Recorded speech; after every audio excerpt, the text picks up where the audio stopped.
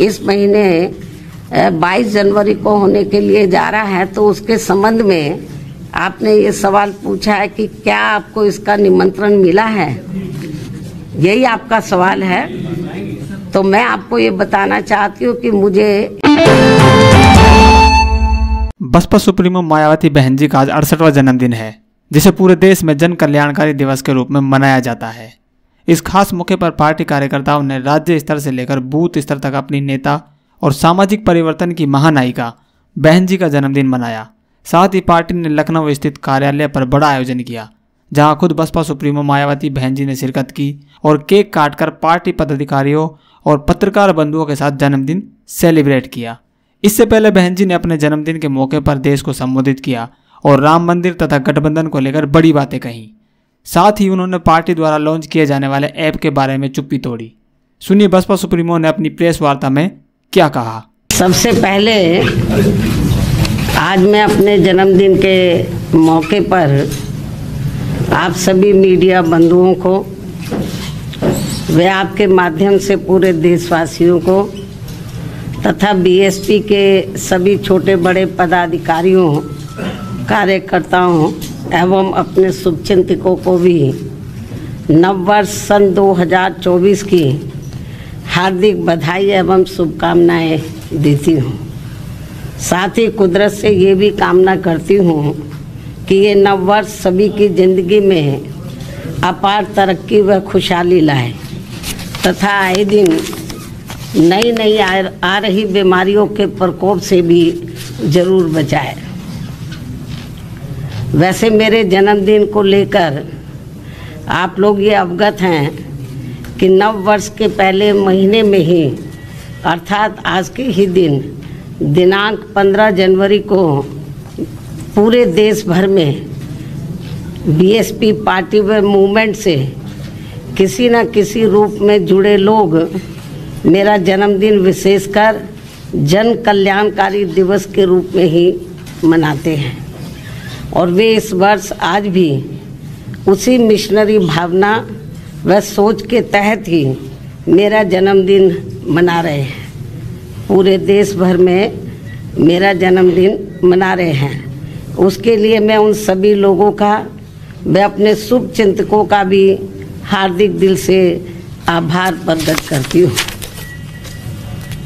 हालांकि इस मामले में मैं ये भी कहना चाहूँगी कि हमने यूपी में अपनी पार्टी के नेतृत्व में 4 बार रही सरकार के दौरान यहाँ सर्वजन हिताय व सर्वजन सुखाय के लिए और उसमें भी खासकर दलितों, आदिवासियों, अति पिछड़े वर्गों, मुस्लिम व अन्य धार्मिक अल्पसंख्यकों के साथ साथ गरीबों, मजदूरों, बेरोजगारों, छात्रों, युवाओं, महिलाओं, व्यापारियों, कर्मचारियों, किसानों व अन्य मेहनतकश लोगों के हित एवं कल्याण के लिए भी अनेकों अति महत्वपूर्ण जन कल्याणकारी योजनाएं शुरू की हैं, जिनके अब देश में दूसरी पार्टियों की सरकारें नकल करके व नाम एवं थोड़ा स्वरूप आदि बदलकर भुनाने में लगी हैं, किंतु उनकी जातिवादी, पूंजीवादी, संकीर्ण व सांप्रदायिक सोच होने की वजह से उनका इन्हें सही से पूरा लाभ नहीं मिल पा रहा है और अब तो इनको केंद्र व राज्यों की सरकारों द्वारा गरीबी, बेरोजगारी व महंगाई आदि से मुक्ति दिलाने की बजाय तथा रोटी रोजी व रोजगार के भी साधन उपलब्ध कराने की गारंटी देने की बजाय इन्हें फ्री में थोड़ा सा राशन आदि देकर अपना गुलाम व लाचार एवं मोहताज और बनाया हुआ है। जबकि हमने यहाँ यूपी में अपनी पार्टी के नेतृत्व में 4 बार रही सरकार के दौरान इन लोगों को वर्तमान सरकारों की तरह अपना गुलाम व लाचार एवं मोहताज न बनाकर बल्कि इन्हें बड़ी तादाद में सरकारी एवं गैर सरकारी क्षेत्रों में रोटी रोजी एवं रोजगार आदि के साधन उपलब्ध करा के व इनकी गारंटी देकर काफ़ी हद तक इनको अपने पैरों पर खड़ा भी किया है। साथ ही इन्हें मान सम्मान व स्वाभिमान की जिंदगी बसर करने का भी काफ़ी मौका दिया है, जो वर्तमान में हमें कहीं पर भी होता हुआ नज़र नहीं आ रहा है। और अब पिछले कुछ वर्षों से केंद्र व राज्यों की भी सरकारों द्वारा अपने इन सब कमियों पर पर्दा डालने के लिए जिस प्रकार से धर्म व संस्कृति की आड़ में राजनीति की जा रही है, तो उससे अपने देश का संविधान एवं लोकतंत्र मजबूत नहीं बल्कि कमजोरी होगा। ऐसी स्थिति में आज मैं अपने जन्मदिन के खास मौके पर व मीडिया के जरिए इन सभी दुखी एवं पीड़ित लोगों से व विशेषकर बहुजन समाज के सभी वर्गों से अर्थात दलितों, आदिवासियों, अति पिछड़े वर्गों, मुस्लिम व अन्य धार्मिक अल्पसंख्यक समाज के लोगों से ये कहना चाहूँगी कि वे अपनी रोटी रोजी व रोजगार आदि के लिए तथा मान सम्मान एवं स्वाभिमान की जिंदगी बसर करने व अपनी वर्तमान एवं आगे आने वाली पीढ़ी की बेहतरी के लिए भी अपने संतों, गुरुओं व महापुरुषों में भी खासकर महात्मा ज्योतिबा फूले, श्री छत्रपति शाहू जी महाराज, श्री नारायण गुरु, परम पूज्य बाबा साहब डॉक्टर भीमराव अंबेडकर एवं मान्यवर श्री कांशीराम जी आदि के बताए हुए रास्तों पर चलकर अपनी एकमात्र हितैषी पार्टी बीएसपी को हर मामले में जरूर मजबूत बनाना है तथा जिनके हित व कल्याण के लिए मैंने अपनी पूरी जिंदगी भी समर्पित की है। साथ ही केंद्र व राज्यों की भी सत्ता खुद अपने हाथों में लेकर बाबा साहब डॉक्टर भीमराव अंबेडकर द्वारा निर्मित संविधान में दिए गए संवैधानिक कानूनी अधिकारों का भी सही से पूरा लाभ लें, तभी फिर वास्तव में इन वर्गों के लोग अपनी खुशहाल जिंदगी व्यतीत कर सकते हैं। और ये सब हमने उत्तर प्रदेश में अपनी सरकार के समय में काफ़ी कुछ करके भी दिखाया है, जबकि कांग्रेस, बीजेपी व इनकी सभी सहयोगी पार्टियां भी जिनकी सोच, सिद्धांत एवं कार्यशैली पूर्ण रूप से जातिवादी, पूंजीवादी, संकीर्ण, सांप्रदायिक व सामंतवादी भी है, ऐसी ये पार्टियां सत्ता में बने रहकर इनको कभी भी अपने पैरों पर खड़े होते हुए देखना नहीं चाहती हैं। ऐसे में फिर इन सभी विरोधी पार्टियों की सरकारों के चलते इनका सही से पूरा विकास व उत्थान आदि नहीं हो सकता है। इतना ही नहीं बल्कि देश में SC, ST व OBC वर्गों के लोगों को सरकारी नौकरियों एवं अन्य और क्षेत्रों में भी आरक्षण दिए जाने की संविधान में जो व्यवस्था की गई है, तो उनका भी अब इन विरोधी पार्टियों की रही सरकारों में इन्हें पूरा लाभ नहीं मिल पा रहा है तथा अन्य और मामलों में भी इनकी लगभग यही खराब व दयनीय स्थिति बनी हुई है। इसलिए इन सब बातों को ध्यान में रखकर देश में गरीबों, मजदूरों, बेरोजगारों तथा बहुजन समाज के सभी वर्गों के लोगों को बीएसपी से जुड़ना तथा इन्हें फिर सत्ता तक पहुंचना बहुत ज़रूरी है। किंतु इन्हें यहाँ ये बात भी जरूर ध्यान में रखकर चलना होगा कि ये लोग अपने इस मकसद में कामयाब ना हो सके, तो उसके लिए यहाँ सभी विरोधी पार्टियाँ अंदर अंदर एक होकर व किस्म किस्म के साम, दाम, दंड भेद आदि अनेकों हथकंडे इस्तेमाल करके इन्हें हमेशा सत्ता से दूर बनाए रखना चाहती हैं, जिनसे इन्हें हर स्तर पर सावधान रहना होगा तथा गुमराह भी नहीं होना है। और इस मामले में ताज़ा उदाहरण ये है कि अभी हाल ही में विपक्ष के इंडिया गठबंधन को लेकर जिस प्रकार से सपा मुखिया ने एक सोची समझी रणनीति के तहत बीएसपी के लोगों को गुमराह करने के उद्देश्य से कुछ ही घंटों के अंदर बीएसपी प्रमुख के प्रति गिरगिट की तरह अपना रंग बदला है, तो उससे भी पार्टी के लोगों को जरूर सावधान रहना है। इसके साथ ही पिछले महीने पार्टी की ऑल इंडिया की बैठक में आम सहमति से श्री आकाश आनंद को मैंने अपना एकमात्र उत्तराधिकारी घोषित किया था। तो उसके बाद से बीच बीच में अब मीडिया में ये भी फर्जी व गलत खबरें प्रचारित की जा रही हैं कि ऐसा लगता है कि अब बीएसपी प्रमुख जल्दी ही राजनीति से संन्यास लेने वाली है, जिसमें रत्ती भर भी सच्चाई नहीं है।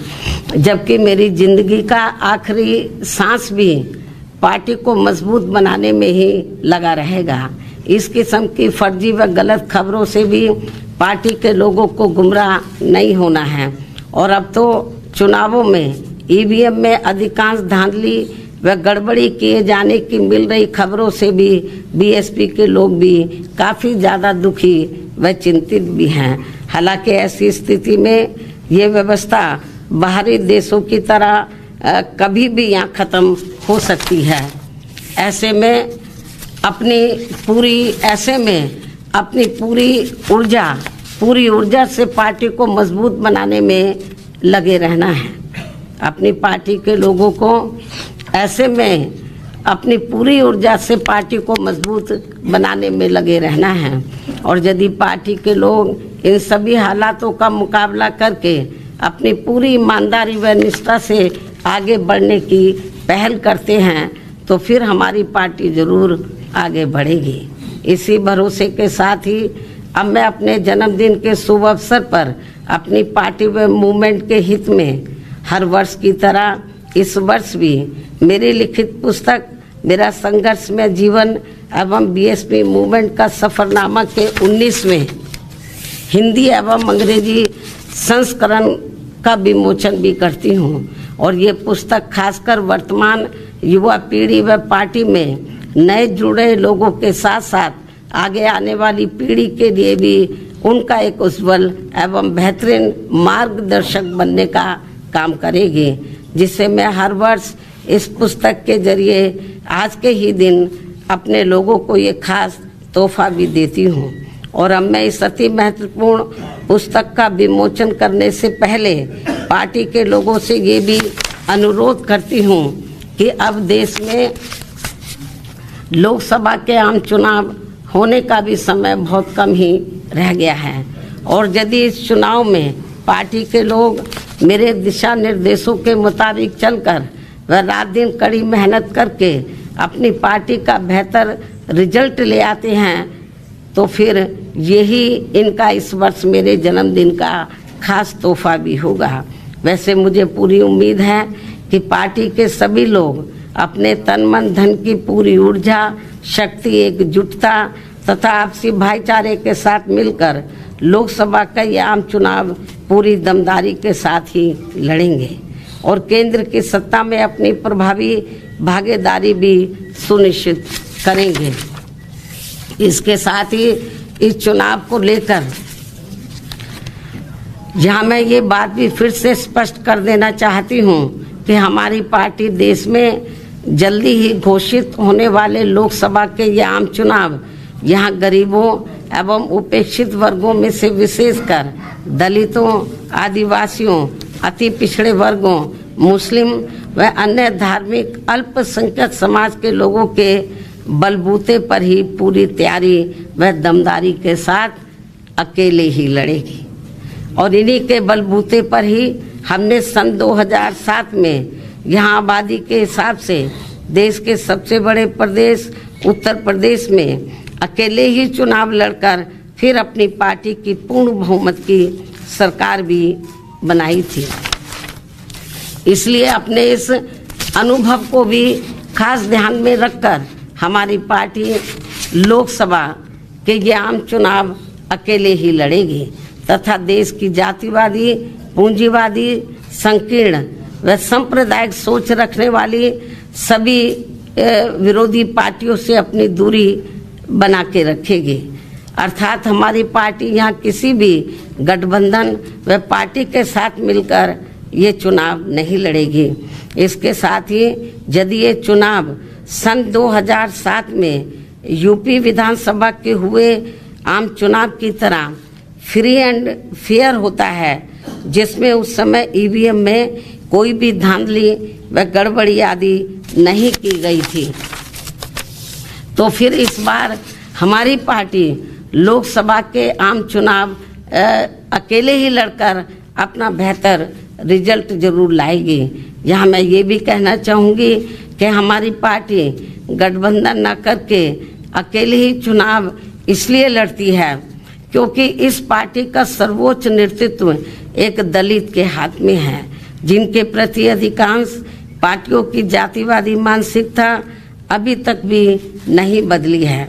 यही मुख्य वजह है कि गठबंधन करके चुनाव लड़ने में बीएसपी का वोट तो गठबंधन से जुड़ी पार्टी को पूरा चला जाता है, लेकिन उनका अपना बेस वोट वह विशेषकर अपर कास्ट समाज का वोट बीएसपी को ट्रांसफर नहीं हो पाता है। और इसके कुछ खास उदाहरण ये हैं कि यहाँ यूपी में सन 1993 में हुए विधानसभा के आम चुनाव सपा से गठबंधन करके लड़ने से बीएसपी की केवल 67 सीटें ही जीत कर आई थी, जबकि सपा को इसका ज़्यादा लाभ पहुंचा था। उसके बाद सन 1996 में बीएसपी ने यूपी में हुए विधानसभा का आम चुनाव कांग्रेस पार्टी से गठबंधन करके लड़ा था, जिसमें पार्टी की केवल 67 सीटें ही जीत कर आई थी और इस चुनाव में भी कांग्रेस पार्टी को ही ज़्यादा फायदा हुआ था। तो तब फिर बीएसपी ने यहाँ सन 2002 में विधानसभा के हुए आम चुनाव अकेले ही लड़ा था, जिसमें पार्टी की पहली बार यहाँ 67 से बढ़कर लगभग 100 सीटें जीत कर आई थी, जिसमें 2 हमारे विधायक सिंबल ना मिलने की वजह से समय से इंडिपेंडेंट जीत कर आए थे। उसके बाद सन 2007 में यूपी में विधानसभा के हुए आम चुनाव में बीएसपी ने फिर से अकेले चुनाव लड़कर यहाँ अपनी पूर्ण बहुमत की सरकार भी बना ली थी, जबकि उस समय ये चुनाव ईवीएम से ही हुआ था, जिसमें शुरू में कोई धांधली व बेईमानी आदि नहीं हो पाई थी। साथ ही यहाँ लोकसभा आम चुनाव में व देश के अन्य राज्यों में भी अकेले चुनाव लड़कर खासकर वोट प्रतिशत के हिसाब से पार्टी की काफ़ी अच्छी स्थिति रही है। लेकिन पिछले कुछ वर्षों से अब हर चुनाव में ईवीएम में काफ़ी धांधली व बेईमानी आदि हो रही है, ऐसी ये आम धारणा है, जिसकी खास वजह से अब हमारी पार्टी को भी यूपी सहित पूरे देश में काफ़ी कुछ नुकसान हो रहा है। जबकि इसके बावजूद भी हमारी पार्टी ये सोचकर देश में सभी चुनाव पूरी तैयारी व दमदारी के साथ लड़ती है कि पता नहीं कब ईवीएम में धांधली व बेईमानी आदि करने वालों का सिस्टम फेल हो जाए, तो तब फिर संबंधित चुनाव में सही रिजल्ट आ सकता है। हालांकि अब ईवीएम के विरोध में काफ़ी आवाज़ें भी उठने लगी हैं। ऐसे में ये सिस्टम कभी भी ख़त्म हो सकता है या फिर इसमें कुछ परिवर्तन भी किए जा सकते हैं। इसलिए हमें पार्टी के जनाधार को बढ़ाते रहना बहुत ज़रूरी है। हमारी पार्टी के लोगों को अपनी पार्टी के जनाधार को बढ़ाते रहना बहुत ज़रूरी है। साथ ही गठबंधन को लेकर खासकर मैं गठबंधन के बारे में बताना चाहती हूँ।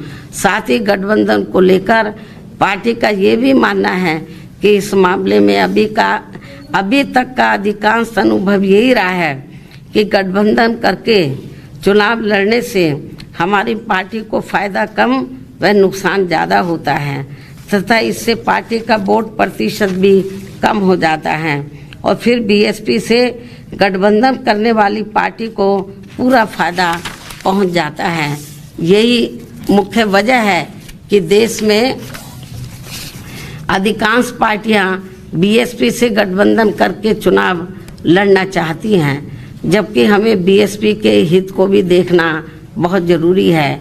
जिसे मद्देनजर रखते हुए अब बीएसपी के लिए पार्टी व मूवमेंट के हित में अकेले ही चुनाव लड़ना ज़्यादा बेहतर होगा। लेकिन अब किसी भी चुनाव के बाद हमारी पार्टी खासकर कमजोर एवं उपेक्षित वर्गों के हितों में केंद्र व राज्यों की सही बनी सरकारों में व उनकी ज़रूरत को ध्यान में रखकर अपनी उचित भागीदारी के आधार पर शामिल भी हो सकती है। लेकिन चुनाव मिलकर नहीं लड़ेगी, चुनाव के बाद का मैं आपको बता रही हूँ, क्योंकि ऐसे में अब पूर्व की तरह पार्टी बाहर से फ्री में समर्थन देने वाली नहीं, ताकि अपने लोगों के हितों में कुछ जरूरी कार्य होते रहे। संक्षेप में मेरा यही कहना है कि हमारी पार्टी अब देश में जल्दी ही होने वाले लोकसभा के आम चुनाव अकेले ही लड़ेगी, अर्थात किसी भी पार्टी व गठबंधन के साथ मिलकर ये चुनाव नहीं लड़ेगी। इन्हीं जरूरी बातों के साथ ही अब मैं अपनी पुस्तक का विमोचन करती हूँ।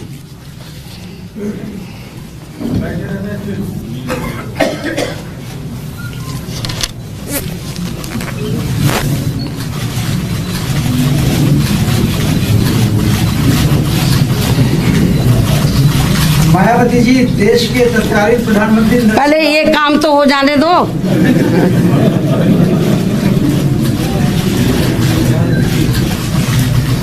देश के तत्कालीन प्रधानमंत्री नरसिंह राव ने आपको कहा था कि आप भारतीय लोकतंत्र का चमत्कार हैं।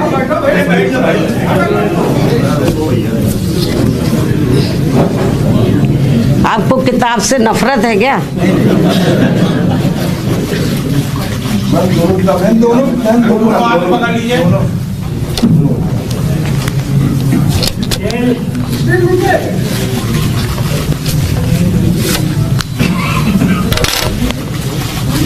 इधर थोड़ा हाथ कर लीजिए, चेहरा आपका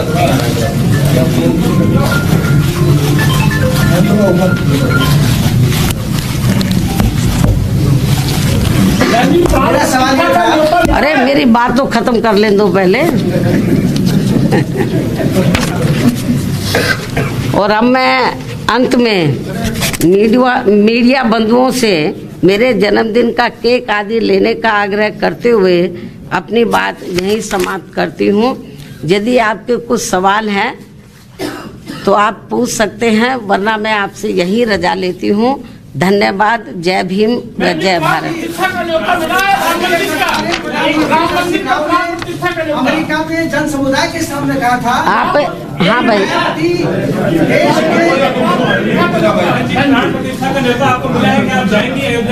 आप एक ही सवाल पूछ लो पहले। आप दोनों तय कर लो कि पहले मैं आपका जवाब दूं या आपका दूं। तत्कालीन प्रधानमंत्री नरसिंह राव ने अमेरिका में भारतीय समुदाय के सामने कहा था कि मायावती देश के लोकतंत्र का चमत्कार है, और देश ने उस समय स्वीकार किया था कि मायावती देश की प्रधानमंत्री पद की दावेदार बन चुकी है। आज आपका दावा क्या है? उनकी सोच का मैं स्वागत करती हूँ। आपने ये सवाल पूछा कि आपको राम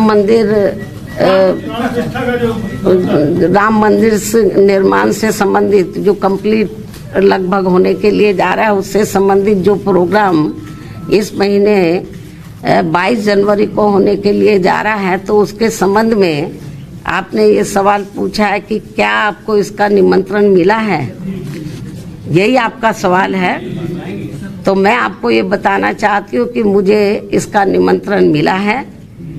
तो और अभी इसका मैंने वहाँ जाने का अभी कोई फैसला नहीं लिया है, क्योंकि अभी मैं अपने पार्टी के काम में बहुत व्यस्त हूँ। लेकिन अयोध्या में 22 जनवरी को राम मंदिर को लेकर जो भी कार्यक्रम होने के लिए जा रहा है, उसका हमारी पार्टी को कोई भी ऐतराज नहीं है, उसका हम स्वागत करते हैं। और आगे चलकर जब बाबरी मस्जिद को भी लेकर ऐसा कोई प्रोग्राम होता है, तो फिर उसको भी लेकर हमारी पार्टी को कोई भी ऐतराज नहीं होगा, उसका भी हम स्वागत करेंगे। क्योंकि आप लोगों को मालूम है कि हमारी पार्टी धर्मनिरपेक्ष पार्टी है और सभी धर्मों का हमारी पार्टी एक बराबर उनका सम्मान करती है। तो चाहे हिंदुओं का मामला हो या सिखों का हो, बुद्धिस्टों का हो, मुस्लिम समाज का हो या अन्य मजहब को मानने वाले लोगों का हो, तो उनका कोई भी कार्यक्रम होता है या वो कोई भी ऐसा कोई फैसला लेते हैं तो जो मानवता इंसानियत के लिए है, तो मेरे ख्याल कभी हमारी पार्टी ने उसका विरोध नहीं किया है।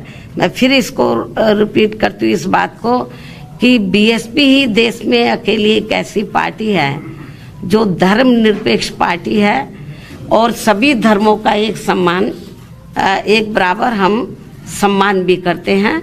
मुझे जो इनविटेशन मिला है तो इसके लिए हम उनका स्वागत करते हैं और मैं यदि ज़्यादा व्यस्त नहीं रही क्योंकि और भी पार्टी के काम है तो मैं ज़रूर, अभी मैंने कोई इस मामले में अभी कोई डिसीजन नहीं लिया है, अभी तो कई दिन पड़े हुए हैं, तो जो भी डिसीजन लिया जाएगा तो वो आपके सामने होगा।